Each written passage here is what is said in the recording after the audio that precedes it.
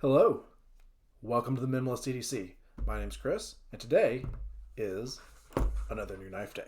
So, I recently have sold some knives, and I have gotten some funds to freed up to get some new knives. So, let's take a look together. So, this is something that I've been waiting for a little while. The right form factor, the right blade shape, and wanted to add something like this to my collection. So, before I get started, I recently got an influx of new subscribers. I appreciate you guys. If you are interested in this type of content and you're watching this, please subscribe. I would love to have you a part of the community, and it does help me grow the channel. So, before we get started, let's take that off, and then I guess we are going to open it up with today's carry, which is the WE Black Void Opus. Get this guy out and talk about it. So, this is another knife designer I wanted to have in my collection, and I've enjoyed his stuff quite a bit. Let's see, we got our Forbidden Salt packet, don't need that. Little Civivi case. So, of course, in the Civivi case, you get a lot of junk. We got the catalog, we get, what is this, an Elementum sticker. Here we are. This is what we're looking for.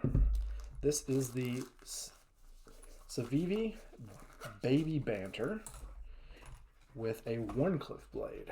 So let's get this. Oh, wow. That thing just fires out. So let's take a quick look at it. We got the purple micarta scales. If you know me or anything about my preferences, I really enjoy purple scales on things. I've got the Sharp by Design Evo Typhoon in the purple fat carbon. I dyed my FG scales purple, and I think they look really sharp. So this has got a lot of things going for it that I want to talk about. So, of course, we got these purple scales. I think they look really, really good. We have stone-washed everything. Look at these screws. Stone-washed. We have stone-washed clip. And important, well, I did that off camera. Let's try that again in focus. Yeah, stone-washed blade. And so this thing has a lot going for it. So Ben Peterson is the designer of this knife. You know him as maybe Ben Banters, or he's making a lot of waves in the knife community with his designs. He's the Lander and the Banter and a few others. So I wanted to have an example of Ben Peterson's work in my collection. And the Banter, it felt always too boxy. I don't know. There are certain design choices that were made in that particular knife that I'm just not my jam. So I decided I'm going to hold off until there is a version of his work that really speaks to me. And then this one came out, and so it was just everything I wanted. I like the stonewash, I like the blade shape, I like the color, and I am real happy with what he was able to put together here. So first thing I noticed, it's ambidextrous. So it looks like you could swap this around. Of course, thumb studs on both sides. We have a very clean show side. And even the only thing that you really see here is going to be the what is up guys, or WEUG, or whatever his logo is. It's really, really cool that he has decided not to put his logo all, on the front side of the blade. Let his work speak for itself. It's phenomenal. So we have a little bit of jimping here on the back for grip, and yeah, feels pretty good. I wish the jimping went up a little bit further, but I will say that about most knives. When you do have this in the proper grip, like at least with my thumb, it's going to be up here. I guess you could get back there, but like I wish the jimping kind of went all the way to where the blade drops on this Wharncliffe. Just for functionality, we have a liner lock there is some jimping right here on the liner lock. And that is really for grip. It's not 100% necessary, but like if you're pushing directly over, it doesn't matter. But a lot of times I will push over and up to take advantage of that jimping. The thumb studs have got good grips on them. So there's a lot of thumb studs that don't have a lot of good traction on there. I will say, like, for all the things that I like about Chris Reeves knives, I hate their thumb studs. But I don't think I'm going to have any issues with this. I mean, the biggest trade-off you're going to get here with the Baby Banter versus the Banter, which is a Wii product. It's just quality of materials. So what blade did we? Sorry, I'm gonna take this off camera to read it. Nitro V. So it came in Nitro V steel. Um, Whereas if you're getting this from as a Wii product, you're probably going to get S30V at least, or if not better. It may end up getting a bolster lock. I'm not. I didn't really research the Wii ones because I didn't want a full size Banter. I wanted a baby Banter for a very specific reason, which I will get to here in a little bit. Um, we have standoffs that keep the scales together, and a stop pin back here for as far as construction goes.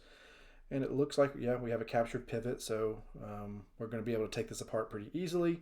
One of the things that Ben Peterson always was a big fan of when he was doing Blade HQ is the nested screws. So you see how the screws are flush with the pocket clip?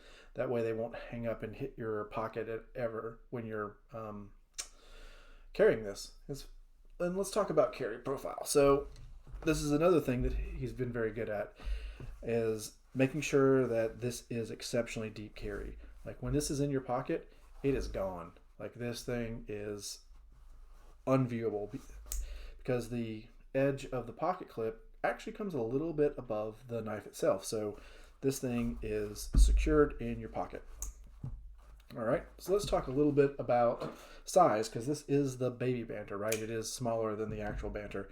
I wish I had a Banter to show you, but I don't, because it's not a knife I'm terribly interested in, to be quite honest with you. So we'll get our crisp American $2 bill and see that this guy is not crazy big. As far as comparison goes, I'll throw up a pair of 3 and a Benchmade bug out.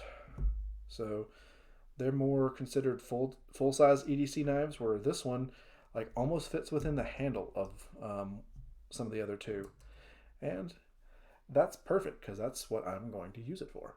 So the reason I picked this knife up is because I was looking for a travel knife. Let me put these guys away.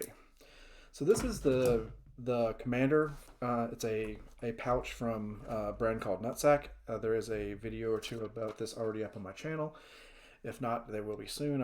I filmed it. I haven't finished editing it. So the Commander is a wonderful little product. It is I'm using it as a travel pouch. I'm guessing you use it for EDC or for toiletries or whatever you really wanted to. But I use it when I travel for work or pleasure. So what I wanted was a knife that I could take with me that would be legal pretty much everywhere in the United States. You know, not legal advice. Check your knife laws before you travel, but it's got a sub 3-inch blade. It is not an automatic, not a gravity knife. It is just a little blade.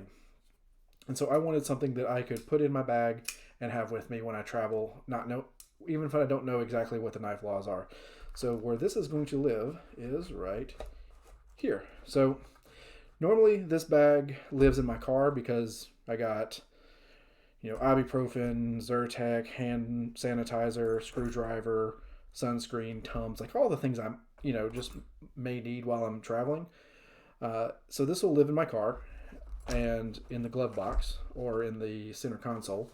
And then when I travel for work, I will take this with me. So yes, I know that you can't have a knife on a plane, so this would go into my checked bag or something of that nature. And then this would probably come in with me on the carry-on. And then when I get to where I'm going, this goes back here, or I could put it in my pocket while I'm out and about while I'm traveling. So that's where this little guy is going to live. As far as the blade geometry, I just have an affinity for Wharncliffes. I like them. I think they're cool, and I don't have enough of them in my collections, so I wanted to explore that more. And the stonewash finish looks great. So I appreciate you guys hanging out with me. There will be a disassembly video. I do want to take this apart because I can already feel a little bit, there's a little gritty feeling with the blade. So some KPL, just clean up clean up the bearings and whatnot. So we'll get into that when we do the disassembly. And yeah, y'all have a great day, and come back for the next one.